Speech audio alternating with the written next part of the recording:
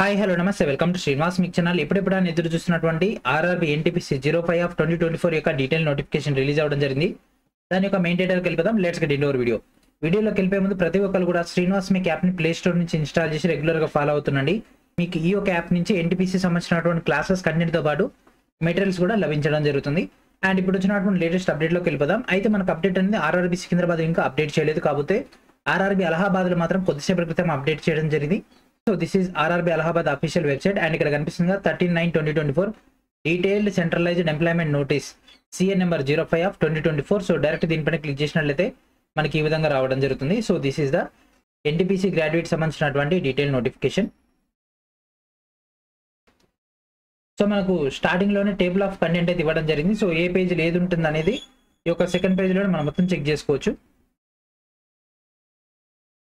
And notification యొక్క publication అనేది ఈ రోజు అవ్వడం జరుగుతుంది. అండ్ అదేవిధంగా ఆన్లైన్ అప్లికేషన్ యొక్క రిజిస్ట్రేషన్ స్టార్టింగ్ అనేది రేపటి నుంచి అవ్వడం జరుగుతుంది. అప్లికేషన్ యొక్క లాస్ట్ డేట్ వచ్చేసి అక్టోబర్ 13వ తేదీ రోజు. అండ్ అదేవిధంగా ఫీ పేమెంట్ కూడా మనకు 14 నుంచి 15 దాకా అయితే పేమెంట్ టైం అయితే ఇవ్వడం జరిగింది. అండ్ అదేవిధంగా మోడిఫికేషన్ లింక్ అనేది మనకు అక్టోబర్ 16 నుంచి 25 దాకా అయితే అందుబాటులో ఉండడం జరుగుతుంది. అండ్ దీంట్లో ఉన్నటువంటి పోస్టులకు సంబంధించినటువంటి డేటా కన్నా తీసుకుంటే chief commercial cum ticket supervisor, station master, goods train manager, and అదేవిధంగా junior accountant assistant cum typist, senior clerk cum typist, ఇవన్నీ కూడా మనకు గ్రాడ్యుయేట్ లెవెల్. అండర్ గ్రాడ్యుయేట్ వచ్చేసరికి మనకు నెక్స్ట్ వీక్ రిలీజ్ అయ్యింది. ఓకే, నెక్స్ట్ వీక్ కూడా మళ్ళీ మనకు డీటెయిల్ నోటిఫికేషన్ సపరేట్ నోటిఫికేషన్స్ కదా. నోటిఫికేషన్ గ్రాడ్యుయేట్ కి 05, నోటిఫికేషన్ ఆఫ్ అండర్ గ్రాడ్యుయేట్ కి 06 అనేది మనకైతే కోర్స్ అయితే ఇవ్వడం జరిగింది. అండ్ అదేవిధంగా ఈ యొక్క పోస్టులకు సంబంధించినటువంటి మినిమం ఎడ్యుకేషన్ క్వాలిఫికేషన్ కనుక తీసుకుంటే డిగ్రీ ఆర్ ఈక్వివాలెంట్, అంటే ఇక్కడ BA, BSc, BCom, BZC, BTech, BPharm ఎవరైనా సరే అప్లై చేసుకోవచ్చు. వాళ్ళ యొక్క ఏజ్ అనేది 18 to 36 years. మనకి ఇక్కడ కోవిడ్ బేస్ పైన రిలాక్సేషన్ కూడా వర్తించడం జరుగుతుంది. సో ఇప్పుడు మనం పోస్ట్ వైజ్ ఉన్నటువంటి డేటా తీసుకున్నట్లయితే chief commercial cum ticket supervisor level 6 base పైన వీళ్ళ యొక్క ఇనిషియల్ పే వచ్చేసరికి 35,400. అండ్ అదేవిధంగా వీళ్ళ యొక్క మెడికల్ స్టాండర్డ్ వచ్చేసరికి B2. అండ్ అదేవిధంగా వీళ్ళ యొక్క ఏజ్ కన్నా తీసుకుంటే 18 to 36 years. ఇది మనకు అవసరం లేదు, ఇది మనకు కావాలి. ఓకే, ఈ కాలం మనకు అవసరం. అండ్ దీంట్లో ఉన్నటువంటి టోటల్ పోస్టులు కన్నా తీసుకుంటే 1736. స్టేషన్ మాస్టర్ వచ్చేసరికి సేమ్ క్యాడర్ లో ఉంటుంది, మనకు 994 పోస్టులు. అండ్ నెక్స్ట్ వచ్చేసరికి గూడ్స్ ట్రైన్ మేనేజర్. సో ఇది వచ్చేసి మనకు లెవెల్ 5 బేస్ పైన ఉండడం జరుగుతుంది.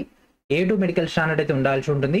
అండ్ మొత్తం మీద 3144 పోస్టులు అయితే ఫిల్ చేయడం జరుగుతుంది. Junior account assistant cum typist గా తీసుకుంటే ఇది కూడా లెవెల్ 5 బేస్ పైన మనకు 1507 పోస్టులు అయితే ఫిల్ చేయడం జరుగుతుంది. వీళ్ళ యొక్క మెడికల్ స్టాండర్డ్ వచ్చేసరికి C2 ఉన్నా సరిపోతుంది. ఓకే, అండ్ నెక్స్ట్ వచ్చేసరికి senior clerk cum typist. So ఇది లెవెల్ 5 బేస్ పైన మనకి ఇక్కడ 732 పోస్టులు అయితే రిలీజ్ చేయడం జరిగింది. మొత్తం మీద మనకి ఇక్కడ 8113 పోస్టులు అయితే ఫిల్ చేయడానికి నోటిఫికేషన్ అయితే జారీ చేయడం జరిగింది. అండ్ మెయిన్ పాయింట్ ఇక్కడ చూడండి, ఎవరైతే ప్రజెంట్ ఫైనల్ రిజల్ట్స్ కోసం ఎదురు చూస్తున్నారో వాళ్ళు షుడ్ నాట్ అప్లై, వాళ్ళైతే ఎలిజిబుల్ కారు. ఫైనల్ రిజల్ట్స్ ఎవరికైతే ఇంకా రిలీజ్ అవ్వాల్సి ఉందో వాళ్ళు మాత్రం అనర్హులు. ఎవరికైతే రిజల్ట్స్ వచ్చి ఉంటాయో, ఓకేనా, వాళ్ళ యొక్క ఫైనల్ స్కోర్ తెలిసి ఉంటుందో వాళ్ళైతే అప్లై చేసుకోవచ్చు. ఈసీ రాకపోయినా, ఓడి రాకపోయినా ప్రాబ్లం లేదు, కానీ మార్క్స్ మేము అయితే ఉండాలి అట్లీస్ట్, వాళ్ళైతే అప్లై చేసుకోవచ్చు. అండ్ మనకు ఫస్ట్ అయితే అకౌంట్ అయితే క్రియేట్ చేసుకోవాల్సి ఉంటుంది. అది మీకు ఆన్లైన్ అప్లికేషన్ ప్రాసెస్లో డీటెయిల్గా ఎక్స్ప్లెయిన్ చేస్తాం. సో దీంట్లో మనకు ఆ యొక్క అప్లికేషన్ ప్రాసెస్ సంబంధించినటువంటి మ్యాక్సిమం డేటాని ఇవ్వడం జరిగింది.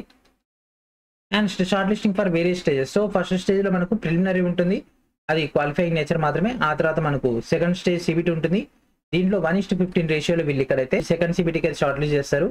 అండ్ దాని తర్వాత ఆప్టిట్యూడ్ టెస్ట్ కానీ టైపింగ్ టెస్ట్ కానీ ఉంటాయి. దానికి 1:8 రేషియోలో వీళ్ళైతే షార్ట్ లిస్ట్ అయితే చేయడం జరుగుతుంది. ఓకే, సో 2019 నోటిఫికేషన్ ఏదైతే ఉందో సేమ్ యాజ్ ఇట్ ఈజ్ అయితే ఇవ్వడం జరిగింది. సేమ్ అదే ప్యాటర్న్లో అయితే ఏం చేంజెస్ ఏం లేవు.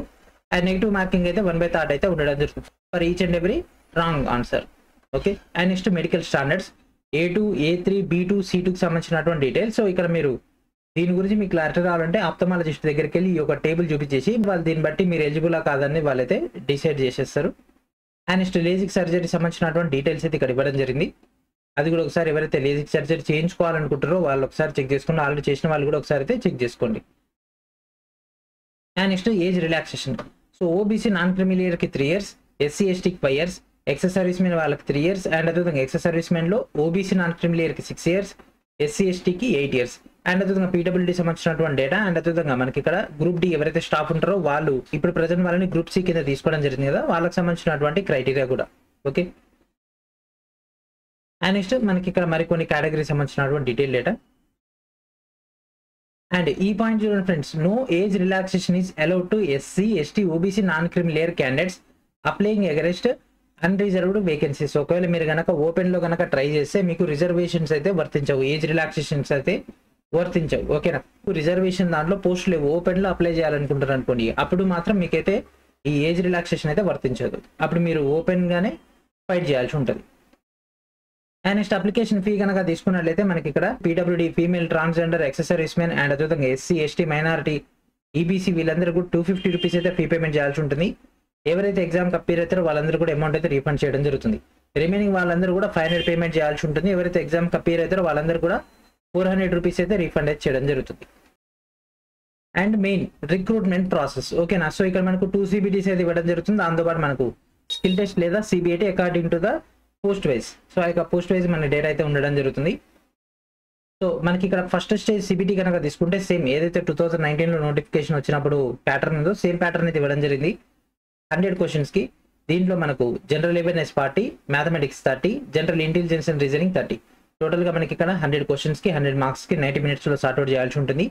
1/3 నెగిటివ్ కూడా అయితే ఉండడం జరుగుతుంది. అండ్ ఇది ఫస్ట్ స్టేజ్ సంబంధించినటువంటి పేపర్ ప్యాటర్న్. అండ్ అదేవిధంగా సిలబస్ కన్నా తీసుకుంటే mathematics, general intelligence and reasoning and general awareness. So this is the general awareness data. And next second stage CBT. So second stage CBT కన్నా తీసుకుంటే ఎవరైతే first stage CBTలో merit వస్తారో వాళ్ళలో 1:15 రేషియోలో వీళ్ళు ఇక్కడ షార్ట్ లిస్ట్ చేయడం జరుగుతుంది సెకండ్ స్టేజ్కి. సెకండ్ స్టేజ్లో కన్నా తీసుకుంటే మనకి ఇక్కడ 120 క్వశ్చన్స్ మనకి ఇక్కడ సార్ట్అవుట్ చేయాల్సి ఉంటుంది. General awareness 50, mathematics 35, general intelligence and reasoning 35. అని మనకి ఇక్కడ టైం చూడండి జస్ట్ 90 మినిట్స్ మాత్రమే ఇవ్వడం జరిగింది. ఓకేనా, 90 మినిట్స్లోనే మనం సార్ట్అవుట్ చేయాల్సి ఉంటుంది. అండ్ సేమ్ సిలబస్ మనకు mathematics, general intelligence and reasoning and general awareness.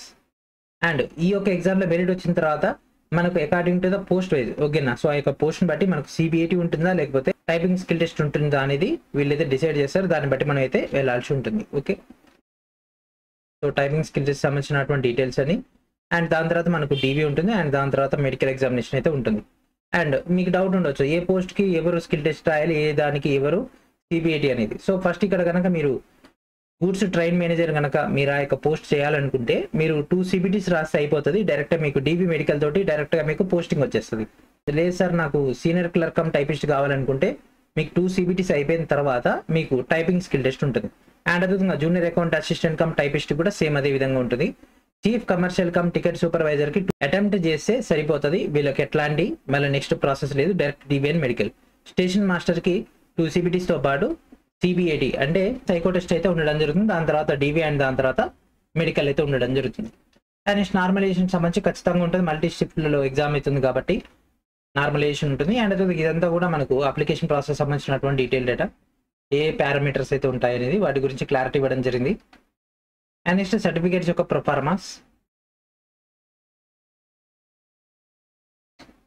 OBC NCL declaration. And next వచ్చేసి మనకి EWS income certificate for EBC.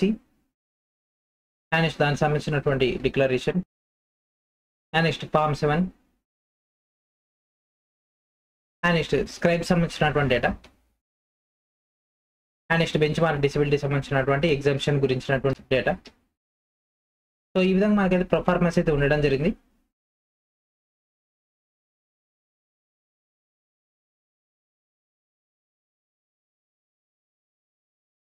And next post parameters, ఏ పోస్ట్కి ఎవరు అర్హులు అనేటటువంటి డౌట్ ఉంటుంది కదా, మీరు ఇక్కడ డైరెక్ట్ చూసుకోవచ్చు.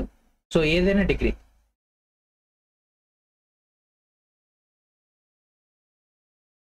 అండ్ దాంతోపాటు ఒక టైపిస్ట్ వాళ్ళకి మాత్రం ఒక టైపింగ్ ప్రొవిజన్స్ దానిపైన ఎసెన్షియల్ అయితే ఉండాల్సి ఉంటుంది. And next vacancies. So zone వైజ్గా వేకెన్సీస్ కన్నా తీసుకుంటే అహ్మదాబాద్లో 516 పోస్టులు, అండ్ అదేవిధంగా అజ్మీర్లో 132, బెంగళూరులో 496, and next Bhopal 155, and next భువనేశ్వర్లో 758, బిలాస్పూర్లో 649, చండీగఢ్లో 410, చెన్నైలో 436, గోరఖ్పూర్లో 129, గౌహతిలో 516, జమ్మూ అండ్ శ్రీనగర్లో 145, కోల్కతాలో 1382, మాల్దాలో 198, ముంబైలో 827, ముజాఫర్పూర్లో 12, అండ్ అదేవిధంగా ప్రయాగరాజ్లో 227, పాట్నాలో 111, రాంచీలో 322, సికింద్రాబాద్లో 478. అండ్ నెక్స్ట్ మీరు తర్వాత పోస్ట్ వైజ్గా మీ యొక్క కమ్యూనిటీ వైజ్గా మీరు చెక్ చేసుకోండి. సిలిగురిలో 40, అండ్ అదేవిధంగా తిరువనంతపురంలో 174.